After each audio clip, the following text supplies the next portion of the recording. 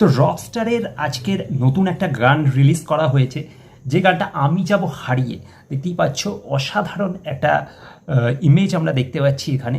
তো এই গানটা নিয়ে আজকের কথা বলবো, কিন্তু তার আগে কিছু কথা বলে রাখি। যেখানে কথা হচ্ছে যে আমি জানি না কেন এই গানটাকে এত লেটে, অর্থাৎ ছবির রিলিজের দিন এই গানটা রিলিজ করা হলো। আমার মনে হয় এই গানটা কিন্তু আরও আগে রিলিজ করা দরকার ছিল। প্রথম যে গানটা রিলিজ করেছিল রকস্টারের টিম, পিরিতি বলে, তো সেই পিরিতি গানটাকে ওই সময় রিলিজ না করে আমার মনে হয় কোথাও গিয়ে আমাকে উড়িয়ে দাও আমাকে ভাসিয়ে দাও যে গানটা ছিল রক গান, সেই গানটা প্রথমে রিলিজ করা উচিত ছিল, এবং সেকেন্ড সং হিসেবে এই আমি যাব হারিয়ে এই গানটাকে রিলিজ করা উচিত ছিল, মানে ছবি রিলিজের আগে। এবং ছবি রিলিজের পর প্রীতি গানটা রিলিজ করতে পারতো। আমার মনে হয় ওটা কোথাও গিয়ে বেটার হতো, কারণ ছবির একটা রকিং গান যেটা দরকার, এবং ছবির মেন টাইটেলটা সেটা সবার আগে দরকার। এবং দেন যেটা সবার থেকে ইম্পর্টেন্ট সেটা হচ্ছে রোম্যান্টিক গান, মানুষ যেটা বিশেষ করে সাকিব খান বা বড় বড় স্টার মেগাস্টার তাদের কিন্তু রোম্যান্টিক গানের দিকে মানুষ বেশি আকর্ষণ থাকে, বা সেই গানগুলোর দিকে মানুষ চেয়ে থাকে। তো কোথাও গিয়ে সাকিব খানের রোম্যান্টিক এই গানটা দেখার জন্য হয়তো মানুষ অনেক দিন ধরে ওয়েট করছিল। তো এই গানটাকে এতটা লেটে রিলিজ না করে এটাকে আরও আগে রিলিজ করা উচিত ছিল, যেখানে সাকিব খান এবং সাবিলা নূর জুটিকে আমরা দেখতে পাচ্ছি। তো এই গানটা যদি আরও আগে রিলিজ হতো, মানুষ কিন্তু আরও বেশি হাইপটা ক্রিয়েট হতো।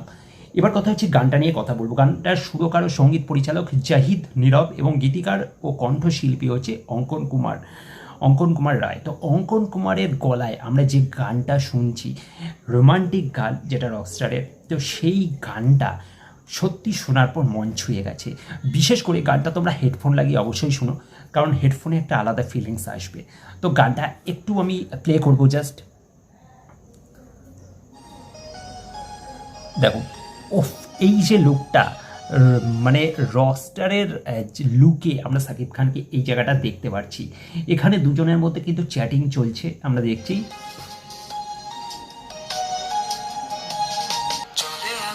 উফ, এই লুকটা দেখ, এই মাইন্ড ব্লোয়িং।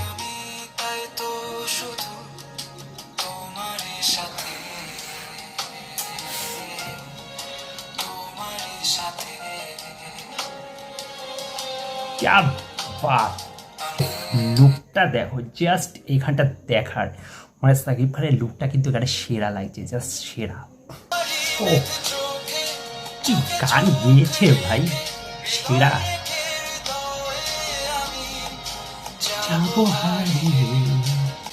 এই গান কেউ এতটা লেটে রিলিজ করে, আমি জানি না কেন এতটা লেটে রিলিজ করেছে।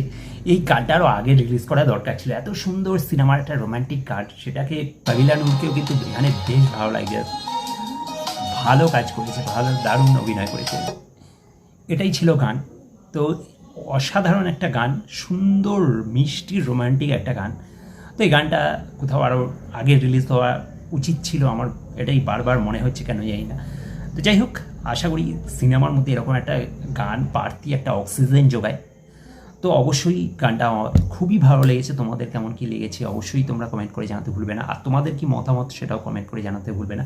ভিডিওটা ভালো লাগলে লাইক শেয়ার করে দিও, আর চ্যানেলটা সাবস্ক্রাইব করে সাথে থাকো এরকম আরও কন্টেন্ট দেখার জন্য। Thank you.